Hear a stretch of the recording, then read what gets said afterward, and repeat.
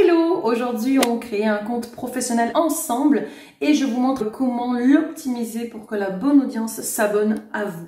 Mais avant ça, moi c'est Edith, je suis gestionnaire de médias sociaux pour les PME au Québec et j'offre aussi de la formation pour les entrepreneurs qui ont besoin d'avancer et de créer des stratégies gagnantes pour leur entreprise. Dans ce tutoriel, on va créer ensemble une page professionnelle Facebook, mais on va aussi l'optimiser pour que notre image de marque en tant que professionnel soit cohérente à travers tous les réseaux sociaux. Donc, si vous avez manqué le tutoriel sur Instagram, vous le trouverez dans ma playlist réseaux sociaux.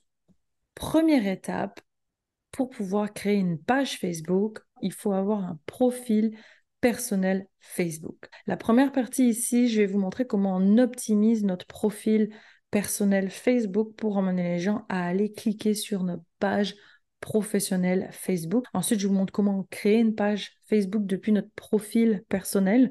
Puis ensuite, je vous montre comment on optimise notre page Facebook. Donc, ça, c'est mon profil personnel et ça, c'est ma page professionnelle. Voilà, peut-être que vous regardez puis vous dites, c'est quoi la différence entre les deux? Un profil personnel, le lieu d'échange, un lieu de partage avec des gens qu'on connaît, qui sont proches de nous, mais on peut aussi échanger quand on est en mode créateur, créatrice, avec des fans.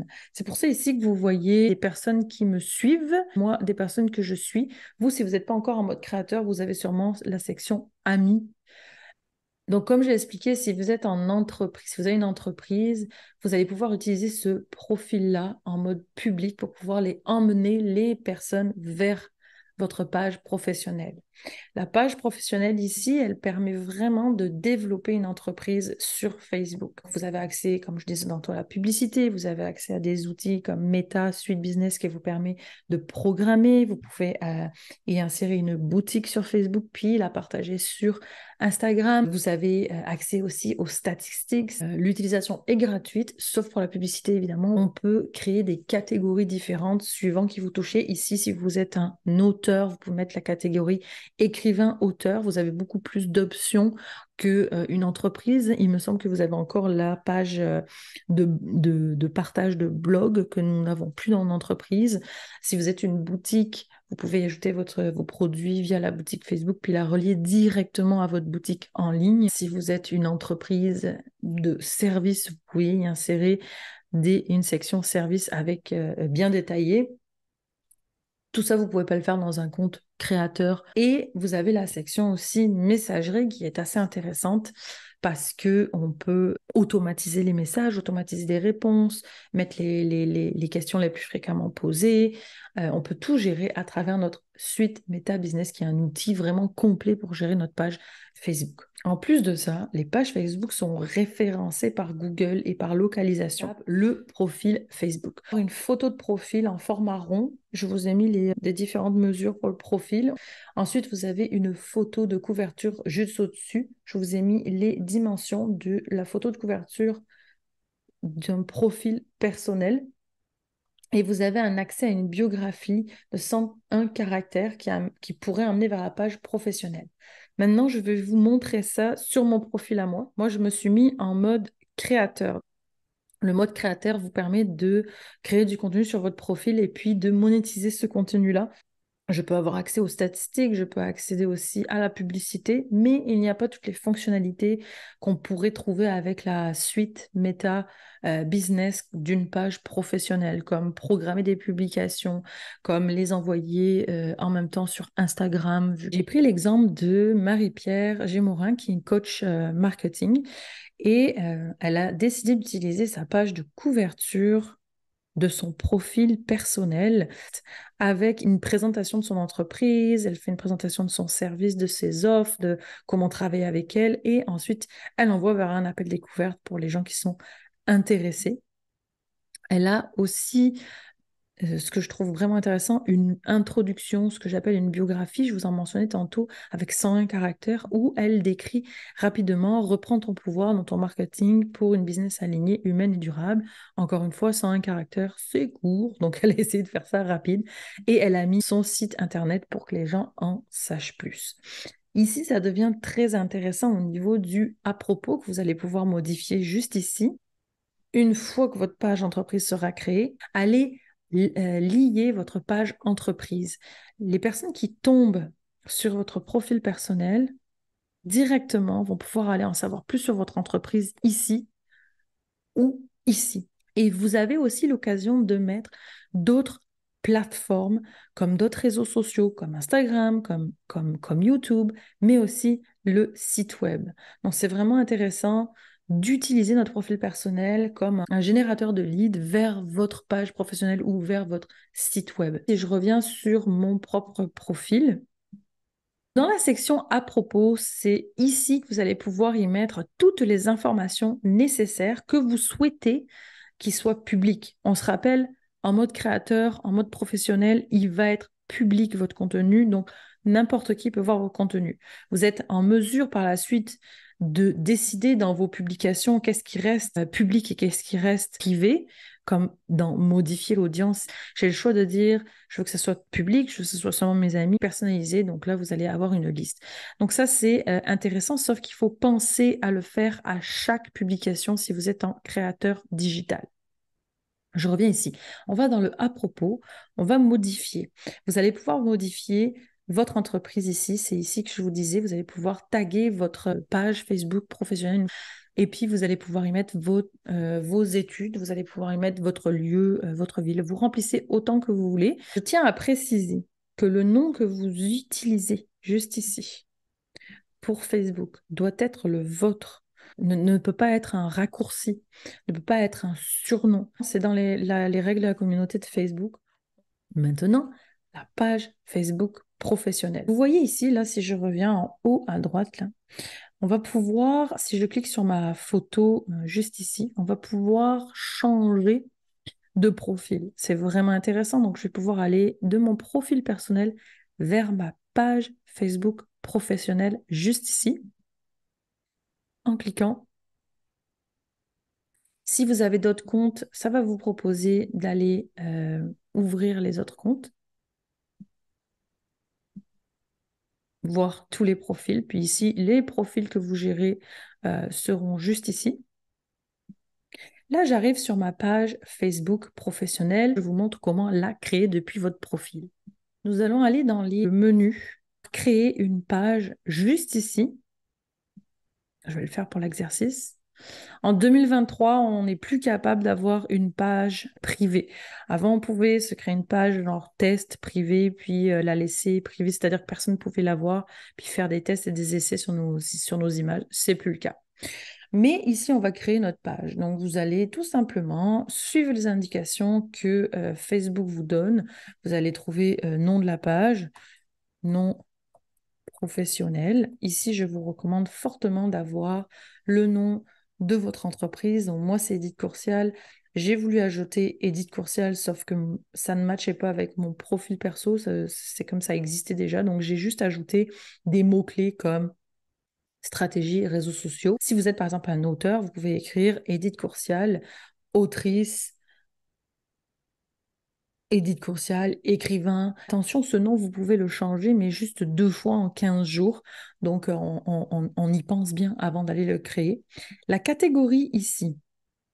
La catégorie, ça va représenter votre entreprise. Tantôt, je vous parlais de, si vous êtes auteur, vous avez des catégories, des options différentes que si vous êtes une boutique pignon sur rue, une boutique en ligne, une entreprise. Si vous êtes auteur, vous allez inscrire la catégorie auteur. Alors, est-ce qu'il nous la donne encore? Ouais. Donc, vous voyez, vous commencez à rédiger le nom de catégorie, puis ça va vous donner auteur, autrice, auteur-compositeur, acteur, immobilier. Si je suis gestionnaire de médias sociaux, ça me met rien. Si je mets marketing, agence de marketing, publicité, service de marketing numérique, donc service de marketing, on va donner un autre exemple. Si je suis coach, coach personnel, coach sportif, coach finesse, professeur, thérapeute, j'essaie de trouver plusieurs exemples. Photographe. Yes. Donc, vous voyez, vous allez choisir votre catégorie en fonction. Si je suis une boutique, donc là, ça va vous donner plusieurs informations sur les différentes boutiques qui sont proposées. Ici, pour l'exemple, je vais choisir autrice.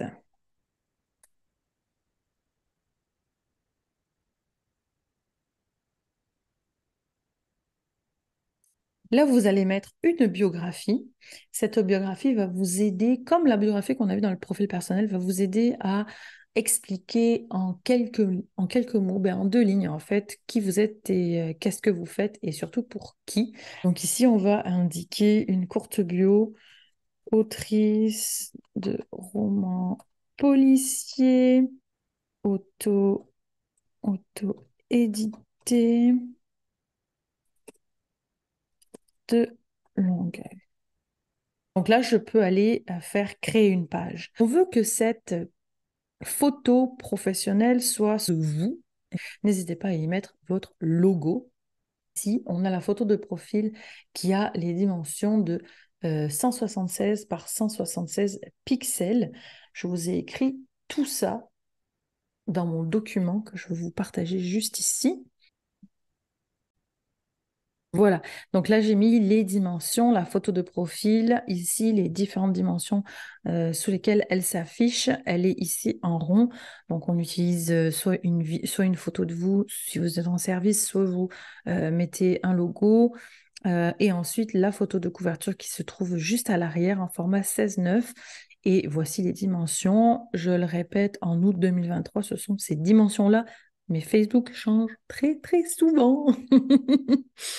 Donc voici, je vous les laisse ici si vous voulez les regarder et puis peut-être prendre une capture d'écran.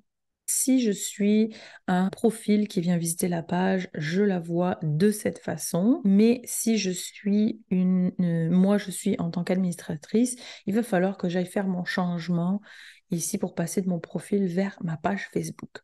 Donc si on voit qu'on a une bannière, une couverture avec les dimensions que je vous ai parlé tantôt, on a la photo du logo, on a le nom que j'ai créé avec stratégie réseaux sociaux. Mode à propos, ça va être ici, vous allez pouvoir entrer le plus possible d'informations. Plus vous rentrez d'informations, plus vous avez une bonne note avec Facebook. Donc, allez-y, c'est une page pro, c'est automatiquement public. Donc, vous pouvez y mettre toutes les infos que vous pouvez juste ici. Adresse, si vous avez une adresse pignon sur rue, juste une ville, si vous ne voulez pas que les gens viennent chez vous. Essayez de mettre des zones de service, ça vous permettra d'apparaître dans les recherches. Quand quelqu'un fait une recherche Facebook ici, marketing ou réseaux sociaux, rive sud de Montréal, ben, c'est fort probable que ma page sorte en recherche. Ensuite, le courriel auquel on peut vous contacter, votre site web, toutes les autres plateformes que vous utilisez, vous pouvez les indiquer ici, comme ça les gens peuvent aller directement sur ces plateformes sans vous passer des heures à vous chercher partout. Les heures d'ouverture juste ici et les langues que vous parlez. Par la suite, vous allez aller voir votre nom d'utilisateur. Sur le côté gauche, handle, qui est le nom avec le A commercial. C'est celui qui va vous permettre d'être tagué dans des publications. C'est ici qu'on va le modifier dans les nouvelles versions de page. Et c'est ici que vous pouvez changer votre handle. Moi, si je vais sur un groupe Facebook qui a quelqu'un qui me dit je cherche une formation sur les Reels Instagram, par exemple, je vais lui dire oh, j'offre une formation sur les Reels, tu peux aller voir ma page, je vais aller faire à commercial et je vais aller prendre ce bout-là. Edit, Coursial, médias sociaux. C'est ici qu'on peut aller le modifier ou le rajouter. Donc, si vous êtes, comme tout à l'heure dans mon exemple, autrice, vous allez pouvoir dire Edit Coursial, autrice. Ça peut être un A commercial avec exactement le même nom que vous avez de votre entreprise. Vous pouvez décider, vous, ce qui est le plus stratégique pour votre entreprise. Certains noms sont déjà pris. Donc, ça peut prendre un petit peu plus de temps que prévu. C'est pas si simple si c'est déjà pris pour aller trouver plus d'informations. Dans les confidentialités, vous voulez vous assurer que tout le monde peut voir vos publications, que tout le monde peut voir les pages que vous suivez. Pourquoi pas? Vous voulez aussi apparaître dans les moteurs de recherche. Donc, ces paramètres-là doivent être à oui. Vous voulez vous faire recommander des pages similaires et autoriser les personnes et les pages à envoyer des messages à votre page. N'hésitez pas à aller infuser votre image de marque dans votre page, votre personnalité, les couleurs de la marque, les visuels, les typos de la marque, vos photos professionnelles. Vous utilisez dans vos publications votre ligne éditoriale, votre ton. Tout ça va vous aider à être cohérent à travers toute votre plateforme en ligne, mais aussi à être reconnu par votre audience. Pour ce qui est des formats sur Facebook, c'est vraiment intéressant parce qu'on peut utiliser plusieurs formats. En ce moment, ce qui fonctionne vraiment bien, ce sont les Reels. Ça a été fort sur Instagram, ça l'est plus. C'est maintenant sur Facebook. C'est un des formats qui permet d'être visible auprès d'une nouvelle audience qui n'est pas abonnée à nous. On peut voir qu'il y a les lives. Donc ça, c'est les directs. On peut les faire seuls ou en duo. C'est des formats de 1200 à 630 pixels. On a le post régulier avec la rédaction, la description et le post. Les posts sont de 1200 à 1200, 1200 par 1200 pixels. Et nous avons les stories sur Facebook, donc des vidéos de 1080 par 1920 pixels qui durent 24 heures. Et on a aussi les Reels donc sur Facebook qui sont de la même taille, de 1080 à 1920 pixels, qui, eux, sont permanents, contrairement aux stories. Et les stories s'affichent dans notre bulle de profil. Par contre, les Reels, eux, s'affichent sur notre page de profil et s'affichent aussi dans l'onglet Reels. Quand je vous ai parlé de la bulle de profil, c'est ici. Si vous allez faire des stories, ça va apparaître juste ici. Voilà pour ça. Si vous voulez en savoir plus sur Facebook, si vous avez créé votre profil et votre page, puis que vous n'êtes pas sûr, que vous avez des questions, posez-les-moi en commentaire. Il me fera plaisir d'y répondre. Si vous avez besoin d'un œil externe, j'offre aussi des consultations pour vous aider et puis faire le point sur ce que vous avez créé. Je mettrai tous mes liens dans la description, donc vous pouvez me contacter et ou réserver en commentaire ici ou réserver une rencontre avec moi. On fera le tour ensemble de ce que vous avez créé